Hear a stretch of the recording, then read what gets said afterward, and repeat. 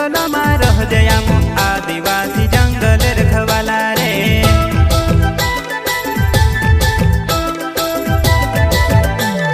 चल जंगल जमीन काजे पूजे रे आदिवासी दुनिया ने रखवाला रे।